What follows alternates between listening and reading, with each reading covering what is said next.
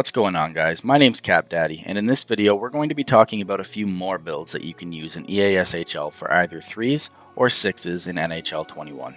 If you've seen either of my previous videos, this one's going to be similar to those, but I wanted to talk a bit more about what I like specifically about the builds that I've chosen.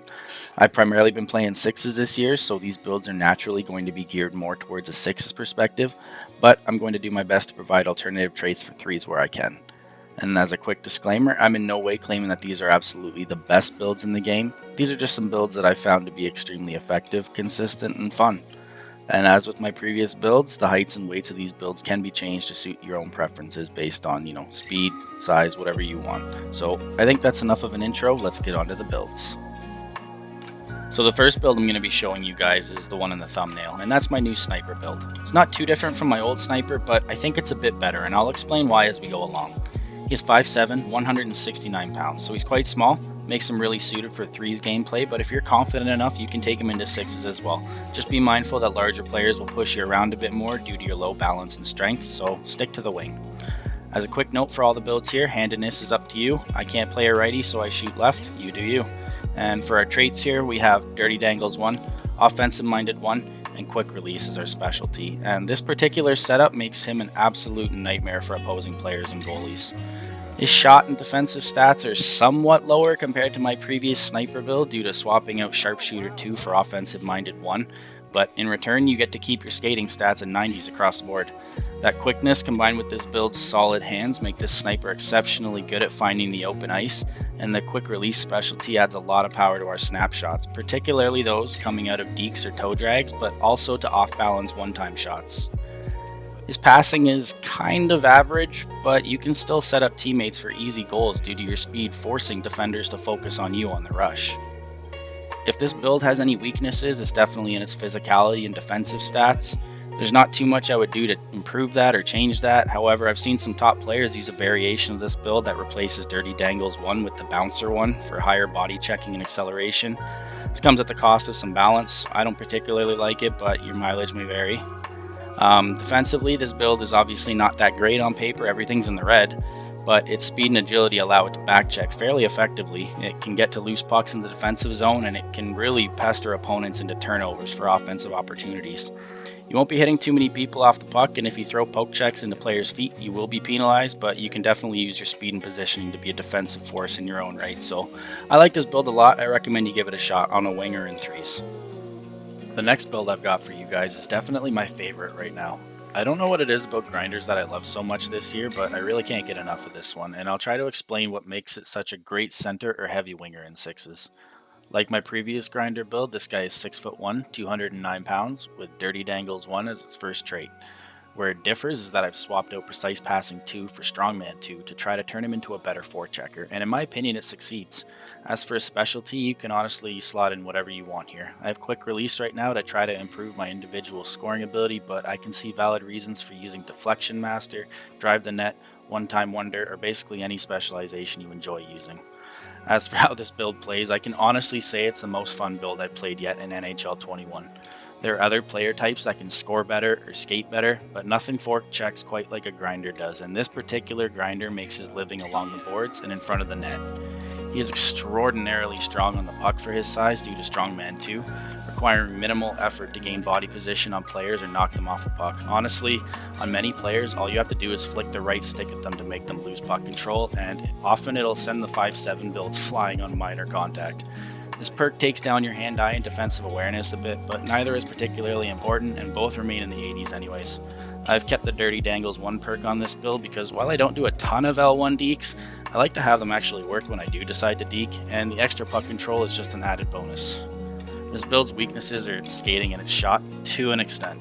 You're not going to be winning any fastest skater competitions, but you aren't that slow either, and you'll be able to keep up just fine by playing smart positionally and managing your stamina. As for the shot, it's just not great.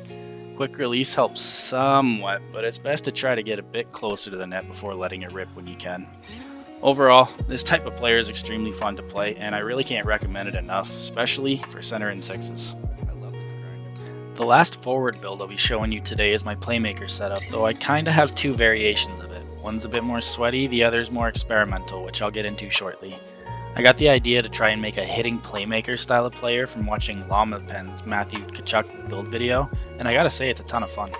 The build is 6'1", 170 pounds, with Crusher 2 as its first and most important trait, and I currently have Offensive Minded 1 slotted as its second one, but I've used many different traits in this slot with success, particularly Dirty Dangles 1, which I tend to put on most, if not all, of my forward builds.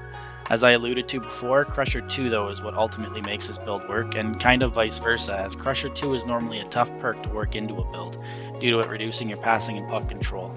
But the Playmaker has such naturally high ratings in those attributes that it barely notices the drop, and it gets to keep the shot accuracy stats that it would lose were it to use Crusher 1 instead. Brings your body checking up to a serviceable 70, which absolutely helps you push people off the puck on the forecheck, and it also increases your balance, which is definitely a nice benefit for a lighter forward to have. As for your specialty, quick release is nice as always, but the usual other suspects like drive the net are also viable. Ultimately, what I think I enjoy most about this build is how it feels like it can fit any role at any given time depending on the perks and specialties you choose. Being able to hit and still maintain high 80s in your offensive and skating stats isn't something that many builds can do, so it's definitely worth a try in my opinion. With that said, if someone put a gun to my head and forced me to pick my sweatiest Playmaker build, it would have to be this one, which is inspired by a puck-moving D-man build that's been very popular in esports tournaments, but set up as a Playmaker so that I can use it at center. It's the same size as the previous build, with Dirty Dangles 1, Interceptor 2, and Quick Release as its specialty. And I'd use this build at any position in either mode, because this build can really do it all. It's got great hands, great skating, and its height gives it a reach advantage and physical edge on the common 5'7" builds. The only thing that kinda stinks about it is its shot power, so try to take snapshots when you can to take advantage of the Quick Release specialty. For what it's worth, this is the build that I would play at center in 3's, perhaps just switching to quick defensive stick. It's a great build.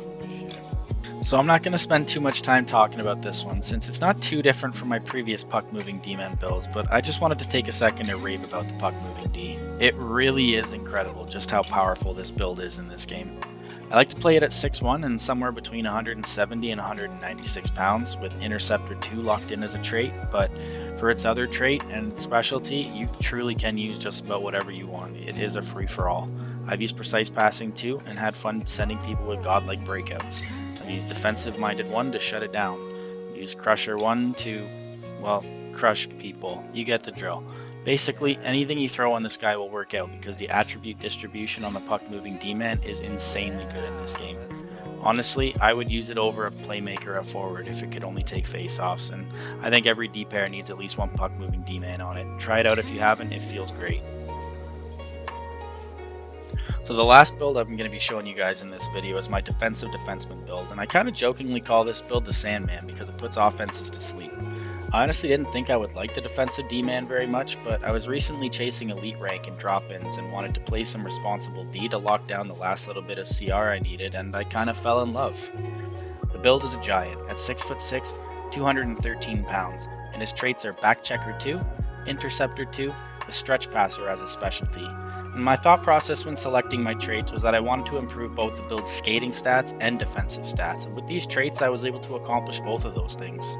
This came at the cost of his wrist shot, which is now truly atrocious, and from experience it frequently misses the net even from up close, but this doesn't bother us that much because as a defensive defenseman we're mostly either firing big bombs or shooting for a deflection, but with that said I would avoid trying to snipe.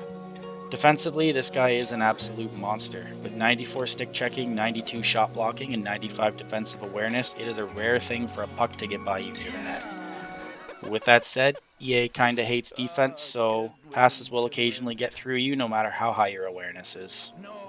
You've got an enormous reach due to being 6'6" and can often just break up plays before they even develop, and your size also allows you to lay huge hits on just about anyone he comes into contact with. His biggest weakness other than his shooting is definitely his passing, so I went with Stretch Passer as a specialty to try to improve my breakouts.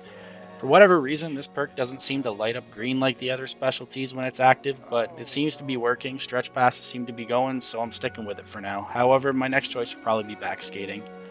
Overall, this is a great build if you want to play responsible shutdown defense. Just don't expect to create too much offensively. So that'll wrap up the builds I have for you in this video. I truly believe that each of them is a great setup in its own right, and I also believe that the builds in my previous video are still good as well, even if my preferences have personally changed since then. There's so many effective ways to build your player in this game, and I'll be continuing to make changes to my own builds as I continue to evolve as a player. And speaking of changes, some of you may have noticed that I'm playing as a woman in many of these clips. To make a long story short, the last time I got pulled into a fight, my club got scored on twice in the 5 minutes I spent in the box. We ended up losing that Elite Club Finals game by 2, so essentially I'm playing as a female character so that I can throw hits with that grinder build without fear of retaliation. That's equality for ya. If you made it this far, I want to sincerely thank you. As with the last couple of videos, these things are my pet projects that I do in my free time, and I was really happy to hear about some of the success some of you had with the builds I shared. It really brings a smile to my face. Once again guys, thank you so much for watching. You guys are all heroes. Peace.